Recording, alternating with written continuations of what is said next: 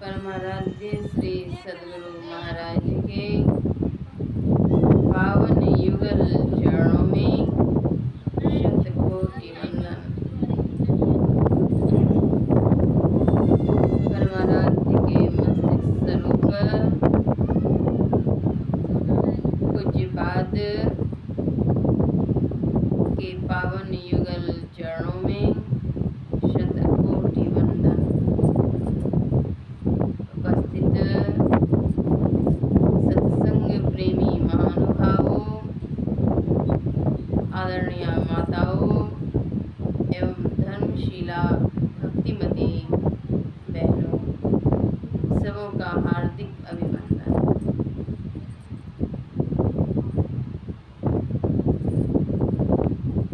भारतवर्ष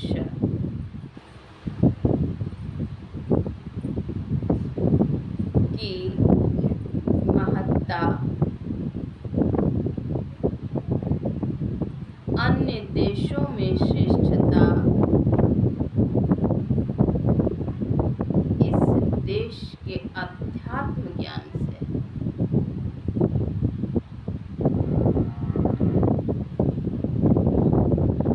अध्यात्म ज्ञान से ही शांति मुक्ति मिलती है। जब तक अध्यात्म ज्ञान में अवगाहन नहीं करेंगे तब तक सुख शांति नहीं मिलेगी। बाह्य संसार में कितना भी येन केन प्रकारेण उद्यम करने बाहरी संपत्ति मिल सकती है, लेकिन वास्तविक सुख आनंद की प्राप्ति अक्षय आनंद की प्राप्ति नहीं हो सकती। भारतवर्ष की पुण्य धरा पर समय समय पर संत जन अवतरित हुए। इन्होंने अपनी ज्ञान धारा जो प्रवाहित की अंधेरे में टटोल करके नहीं,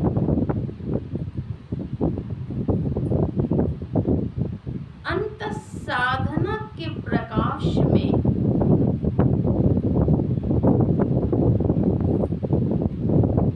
आंतरिक अनुभूति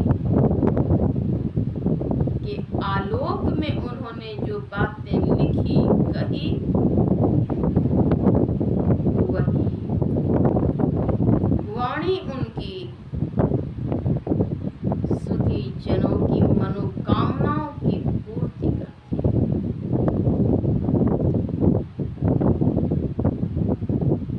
भारतवर्ष की पुण्य धरा पर भारत के अतिरिक्त अन्य देशों के लोग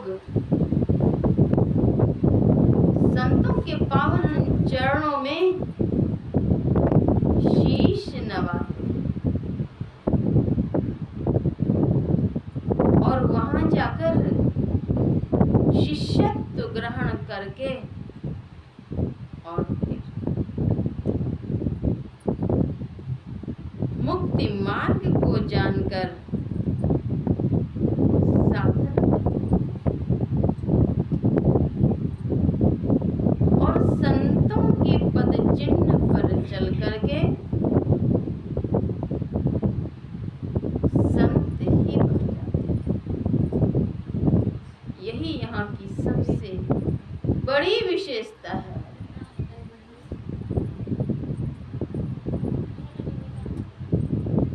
भारत आस्तिक देश है। आप लोग चंचल मन को त्याग दीजिए। जो जहाँ बैठी हैं अपनी सुविधा के मुताबिक बैठी। श्री सद्गुरु महाराज सुनने का महत्व है सत्संग। सुनेंगे नहीं तो समझेंगे क्या, और समझेंगे नहीं तो करेंगे क्या,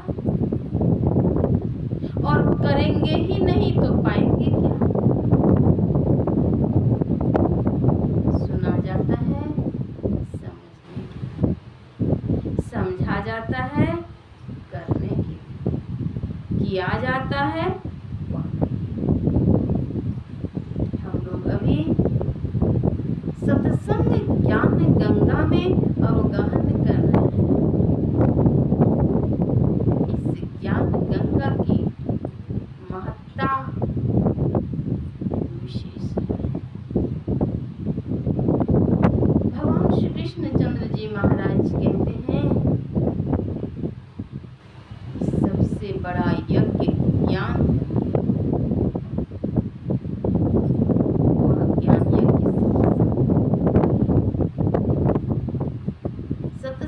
से ही सत्य ज्ञान की प्राप्ति होती है।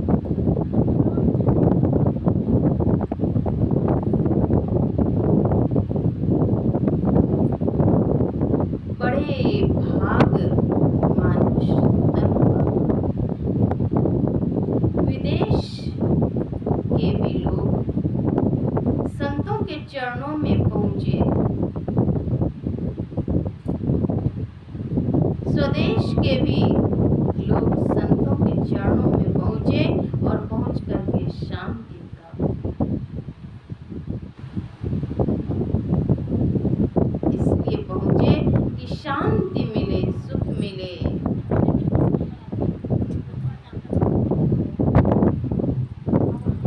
जीवन सफल हो। जीवन सफल किसका है? संतों के पद चिन्ह पर चलना स्वीकार किया, अंगीकार किया और वे चल रहे हैं। उन्हीं का जीवन सफल है।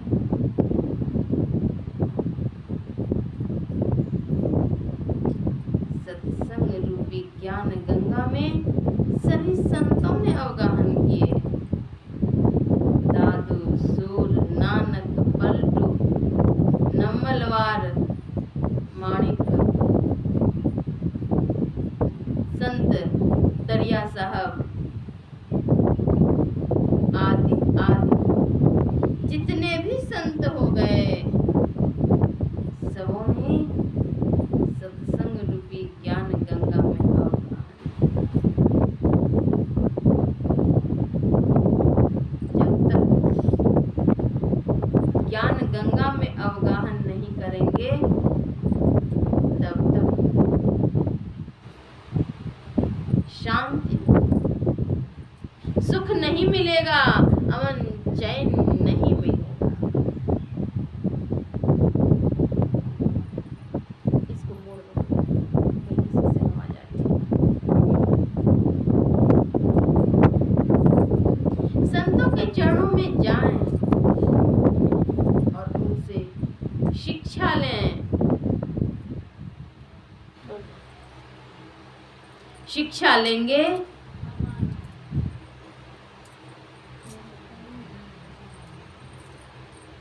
और शिक्षा पा करके और फिर उस अनुकूल आचरण करेंगे, तब लाभ होगा। माता पिता को चाहिए कि बच्चों में संस्कार दें। विदेश से अथवा इस देश से कुत्ता, बिल्ली, सियार, गाय, भैंस, बकरी, ऊंट आदि आदि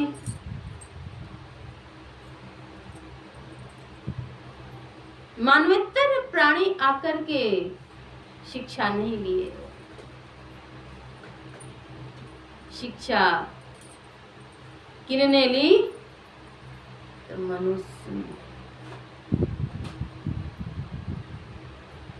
मनुष्य ने ज्ञान अर्जन किया, क्योंकि प्रभु ने मनुष्य में ही ऐसी शक्ति दी है।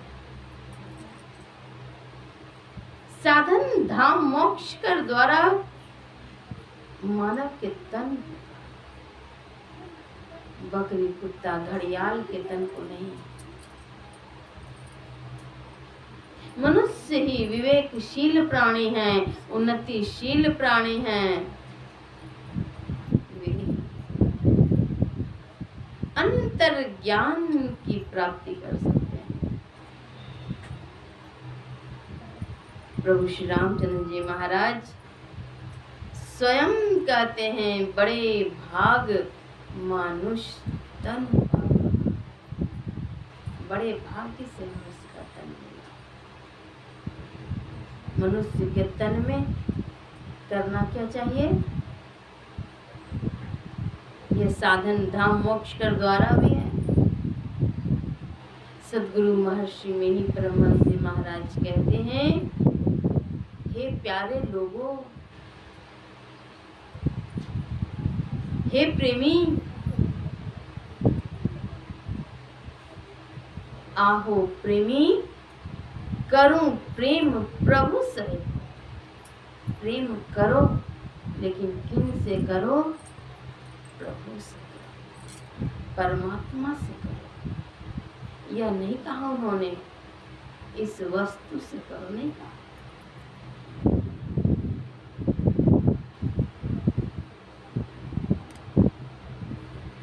पंच विषयों से प्रेम करना,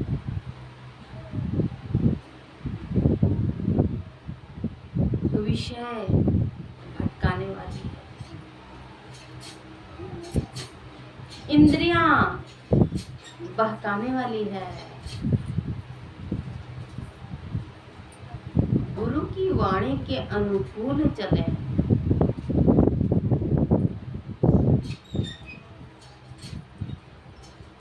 बहकाने वाले के साथ में अगर चलेंगे तो बहक जाएंगे। संगति सौ सुख उपजै, कुसंगति सौ दुख जोय। संत कबीर साहब कहते हैं, संगति सौ सुख उपजै। एक संग ऐसा है, सज्जन का संग, उसे सुख उपजता है, सुख की प्राप्ति होती है। संगति सौ सुख उपजै। और अगर कुसंग अर्थात दुष्ट व्यक्ति का संग, अशिष्ट व्यक्ति का संग अगर हो जाता है तो दुख उपजता है। तुलसी यह तन खेत है, मन कर्म वच किसान। पाप पुण्य दुई बीज है, बुआई सो लुए निरा। दो तो बीज है, एक पाप एक पुण्य। जो बोएंगे वही काटेंगे। रोपे पेड़ बबूल का, आम कहाँ ते होए। बबूल के पेड़ अगर रोपेंगे तो मीठा फल, सुस्वादु फल, फलों के राजा आम, आम्र फल की प्राप्ति आप नहीं कर सकते। रोपे पेड़ बबूल का, आम कहाँ? आम नहीं। जैसा बोएंगे वही काटेंगे। सतगुरु महाराज कहते हैं, आहो प्रेमी, हे प्रेमी लोगों, करो प्रेम, प्रेम करो किनसे? अस्थि से नहीं, करो प्रेम प्रभु से। प्रभु सर्वत्र हैं,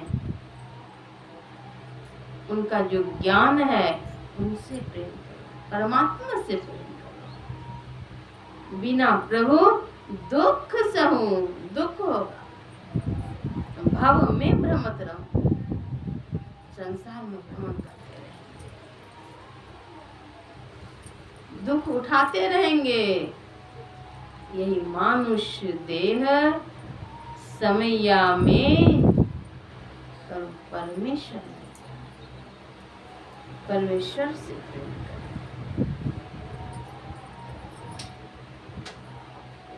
जब तक प्रेम नहीं करेंगे तब तक दुख उठाते रहेंगे। प्रेम की धारा प्रभु ने दी है सबके भीतर, लेकिन वह धारा प्रयोग कहाँ कर रहे हैं इस पर विचार करें। कोई तो हड्डी से, कोई चमड़े से, कोई तो किसी चीज से, किसी चीज से। नाशवान पदार्थ से प्रेम कर रहे हैं, अविनाशी तत्व से प्रेम किए ही नहीं, नाशवान तो ऐसे ही मिल जाएंगे। अविनाशी तत्व परमात्मा, प्रभु अविनाशी है। यह संसार कुशल नैग सजनी, कुशल नैग सजनी, समझ देखो हित अपना न कोई, समझ देखो हित अपना न कोई, समझ देखो। यह संसार, इस संसार में कुशल नहीं है। कुशल किस चीज में है? भजन में। संत सद्गुरु के पावन चरणों में संसार का सुख भासता है, सुख है। राई के समान भी सुख नहीं है, और दुख पहाड़ के समान।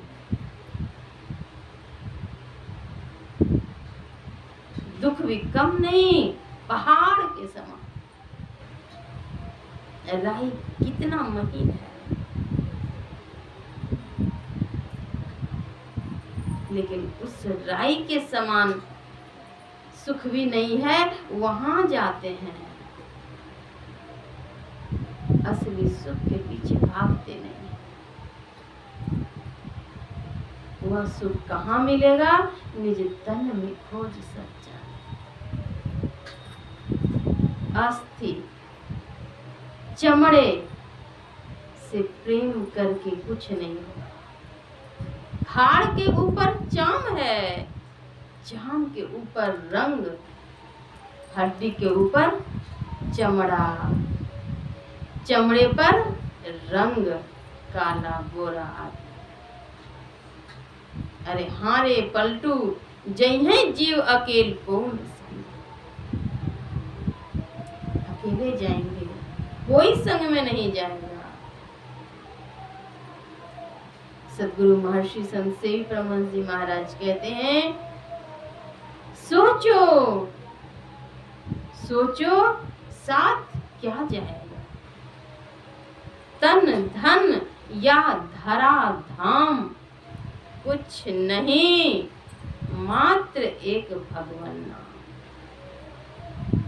एक भगवान नाम साथ जाएगा, जो हमारे साथ जाएगा, जिससे मुझे सुख मिलेगा, उस सुख को हम त्याग देते हैं। कहाँ भटकते हैं? तो बाहर में, बाहर भ्रमण बाल खेल जैसे। अभी अंतर धस हो, अंतर साधना करने की, अभी अंतर धस हो।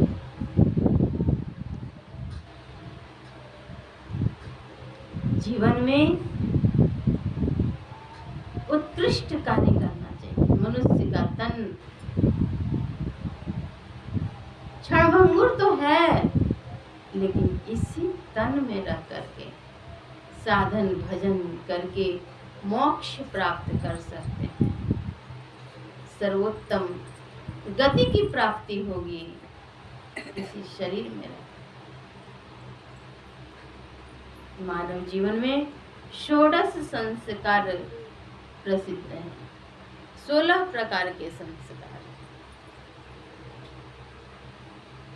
बच्चे के जन्म के 25 वर्ष पूर्व बच्चे के माता पिता को शिक्षा लेनी चाहिए। बालक सुसंस्कृत हों,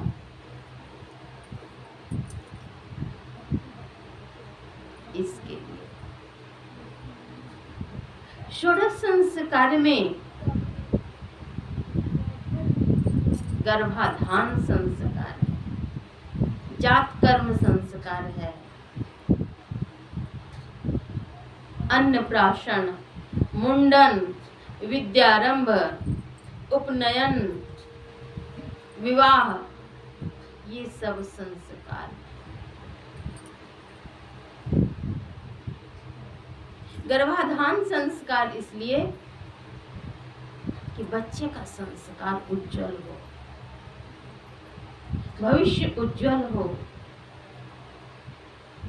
जितने भी संस्कार हैं सबकी अपनी अपनी महिमा है।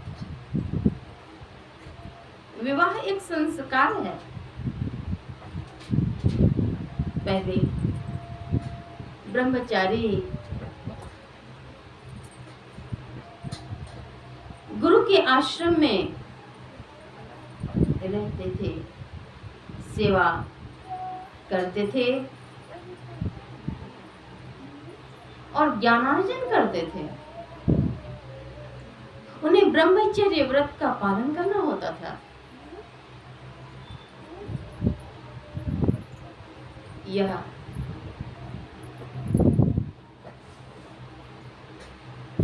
गुरु की आज्ञा से होता था और माता पिता गुरु के चरणों में जाकर समर्पित करते थे, उन्हें ज्ञान हो। गुरु आचार्य उन्हें ज्ञान प्रदान करें। इसके लिए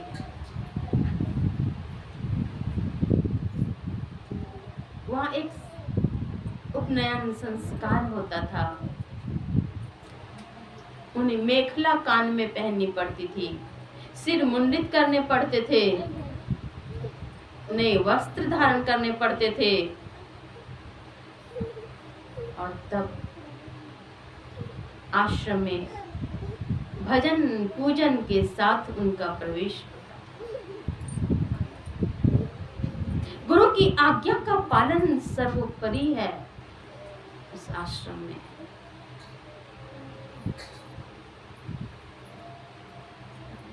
पुराण में, स्मृति में, सभी ग्रंथों में इसकी चर्चा है।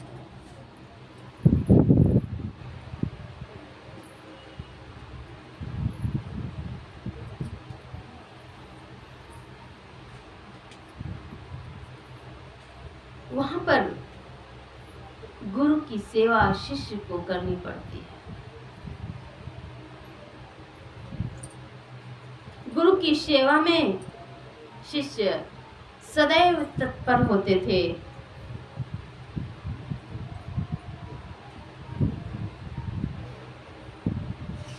जंगल जाकर लकड़ियां काट कर लानी होती थी, भिक्षाटन करना होता था। जो भिक्षान्न प्राप्त होता या अन्य कुछ भी वस्तुएं प्राप्त होती तो वह गुरु के चरणों में जाकर समर्पित करना होता था। सब प्रकार से गुरु की सेवा करनी होती थी। भिक्षाटन इसलिए कराए जाते थे कि भिक्षाटन में विनम्रता होती है।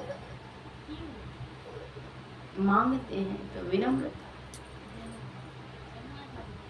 विनम्र भाव आवे,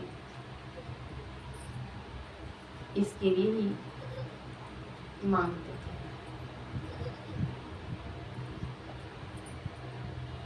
वहां उन्हें शिक्षा मिलती थी। 25 वर्ष पूरे होने के बाद शिष्य के ऊपर यह निर्भर होता था उन्हें उनके ज्ञान के मुताबिक कि वे गारहस्थ जीवन में जाना चाहते हैं अथवा आजीवन ब्रह्मचारी सन्यासी रहना चाहते हैं। अगर कोई ब्रह्मचारी सन्यासी जीवन व्यतीत करना चाहते हैं तो उन्हें आश्रम में ही रहना रहते थे, गुरु की आज्ञा के मुताबिक चलते थे। और अगर गारहस्थ जीवन में प्रवेश करना होता था तो विधि विधान के साथ प्रवेश कराए जाते थे। पवित्र मंत्रोच्चार,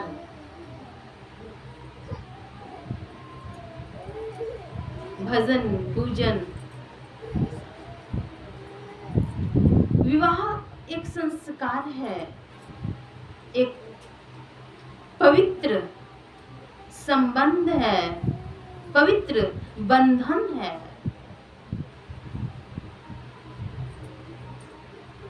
इसके भी कई प्रकार होते हैं। पैशाच विवाह, दैव विवाह, गांधर्व विवाह, असुर विवाह, इस तरह से कई प्रकार होते हैं। एक दूसरे से प्रेम हुआ और विवाह कर लिए, इसे प्रेम विवाह कहते हैं। किसी लड़का अथवा लड़की को अपहरण कर लिए और फिर विवाह रचाए, यह असुर विवाह, राक्षस विवाह। इस प्रकार से विवाह के प्रकार हैं। दैव विवाह हुआ होता है जो कि कन्या पक्ष और वर पक्ष दोनों की सहमति से विवाह संपन्न होते हैं।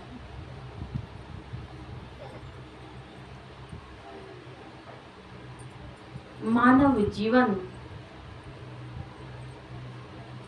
में ही संस्कार के विधान है।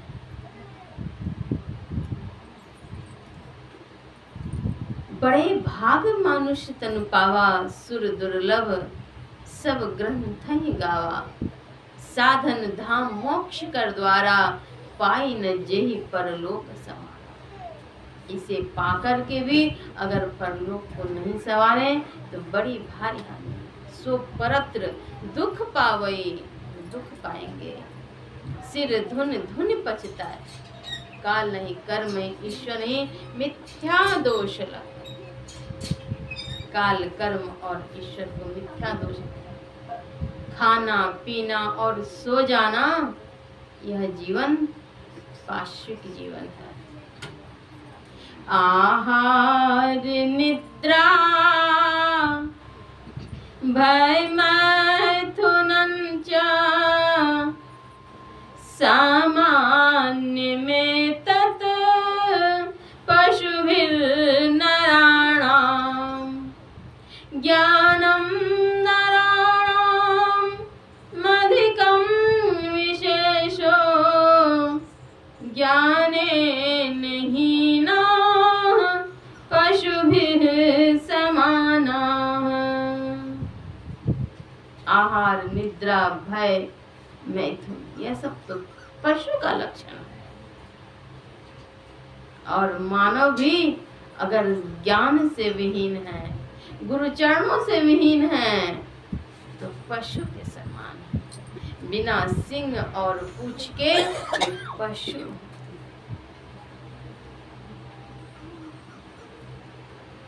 अन्नप्राशन संस्कार, बच्चे के 6 महीने जब हो जाते हैं, 6 महीने की आयु जब बच्चे की होती है, तब पवित्र मंत्रोच्चार के साथ भजन पूजन सत्संग आदि संपन्न कराकर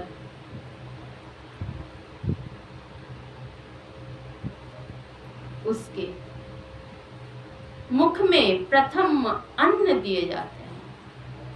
अन्न को औषधि कहा गया है। अन्न से ही शरीर पुष्ट होता है, बल आरोग्य की प्राप्ति हो, इसलिए अन्न लिए जाते हैं।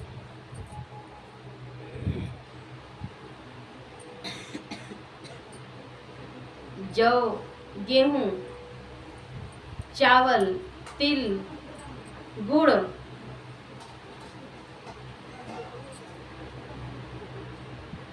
दुग्ध आदि से बने हुए गीले पदार्थ बच्चे के मुख द्वार में प्रथम अन्न डाला जाता है। वह ईश्वर को अर्पित करके डाला जाता है, इसलिए बच्चे का भविष्य सुखदायी हो, शरीर स्वस्थ रहे। इसलिए प्रभु जन्म के साथ दंत नहीं देते हैं, जन्म के कुछ काल के पश्चात ही दंत देते हैं। दंत के पूर्व ही प्रभु व्यवस्था कर देते हैं अन्न की। तन का भोजन है अन्न, जल, फल, फूल, मेवा, मिष्टान्न, दुग्ध, घृत इत्यादि। ये तन का भोजन। मन का भोजन है सत्संग, आत्मा की खुराक है ध्यान।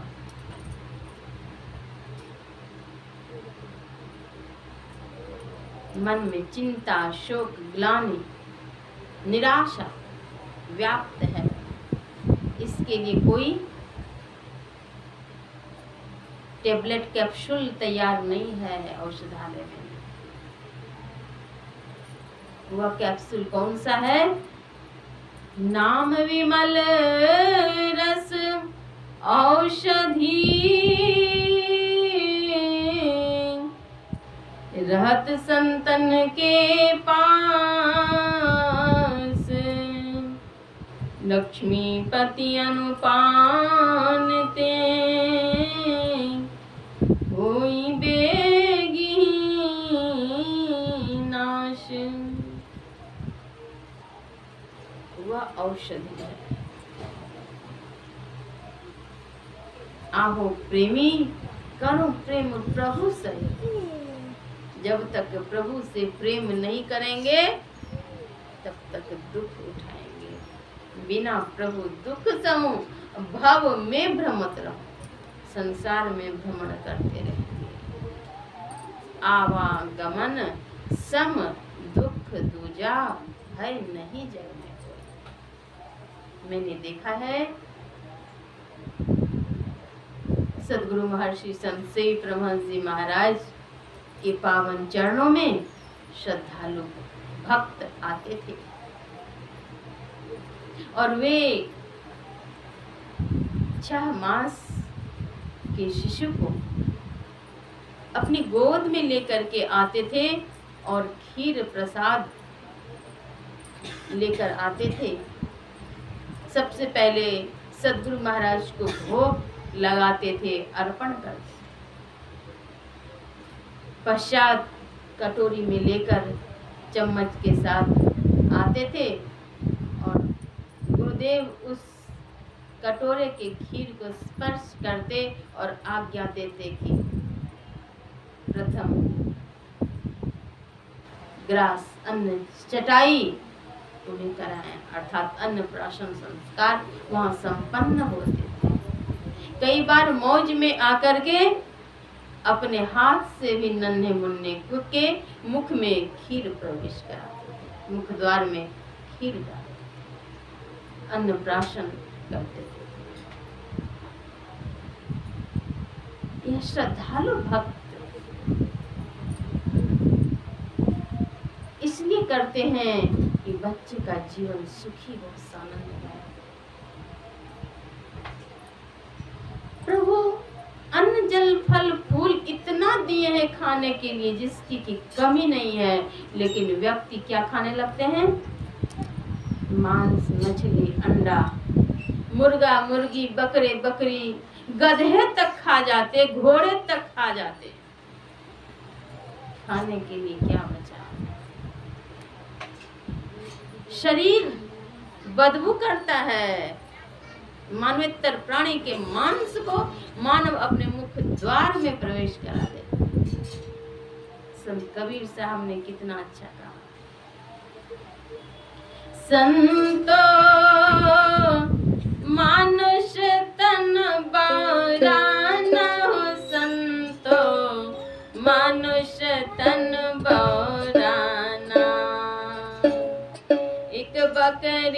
का बच्चा लाए, ताही खिलावत दाना। एक बकरी का बच्चा लाए, ताही खिलावत दाना। शीश काट धरने धर देवे, शीश काट धरने धर देवे, फिर मांगे वरदाना। संतो मनुष्य तन बौराना। संत कबीर साहब कहते हैं कि मानव बावरा हो गया।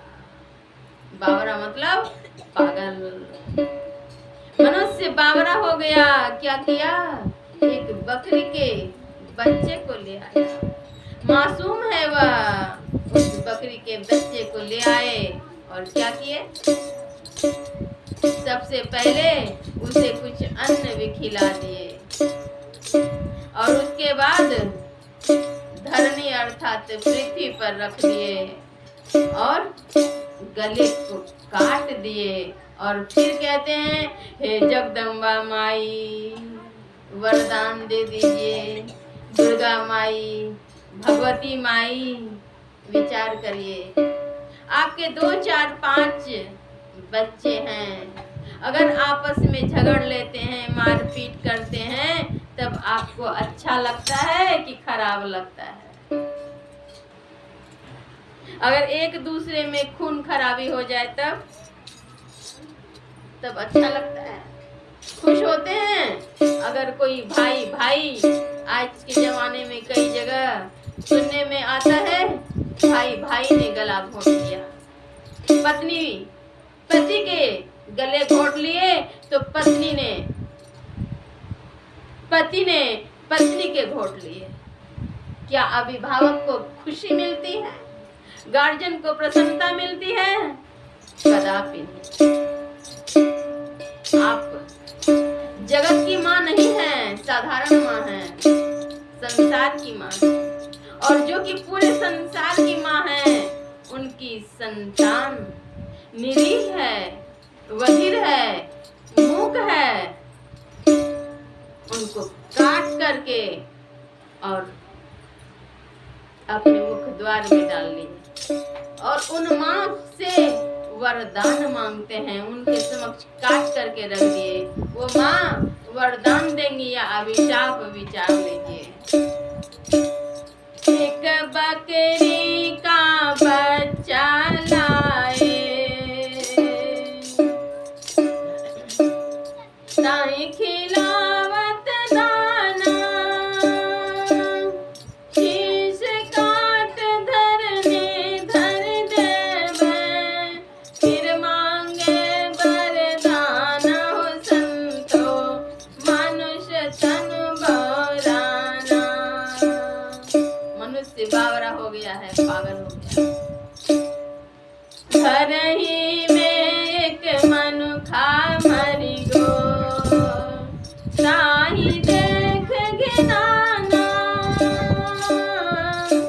घर में अगर मनुष्य मर जाते हैं, उनको देख करके घिनाते हैं। धुआं बहुत आ रहा है, 5-10 मिनट रुक जाइए ना।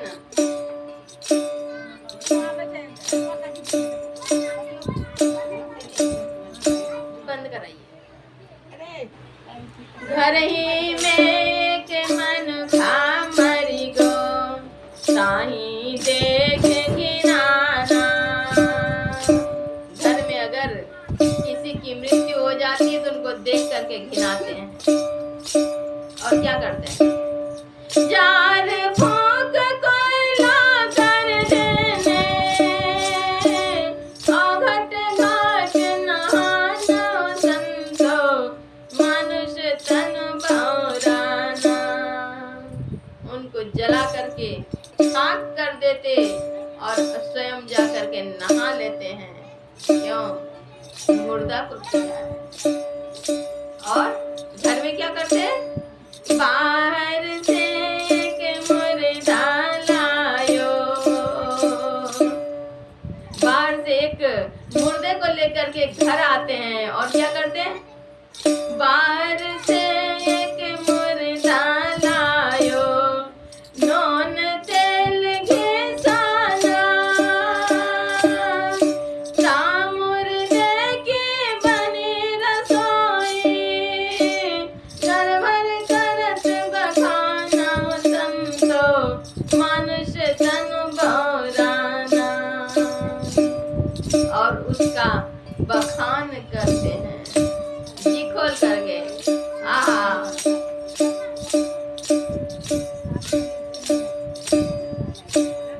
बाहर से एक मुर्दा लायो, नून तेल घिसाना, ता मुर्दे की बनी रसोई, घर भर करत बखाना, संतो मनुष्य तन बहुराना।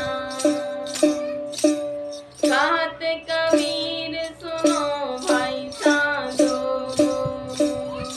संत कबीर साहब कहते हैं, हे साधो हे सज्जन सुनो। कहत कबीर सुनो भाई साधो, यह पद है निर्वाणा, जो इस पद की निंदा करिए, ताको नरक निदान हो, संतो मनुष्य तन बहुराना। जो इस पद की निंदा करेंगे उनको नरक भी मिलेगा। संत जन चेताते हैं, समझाते हैं, बतलाते हैं, चेत सको तो चेत, कहे कबीर रे,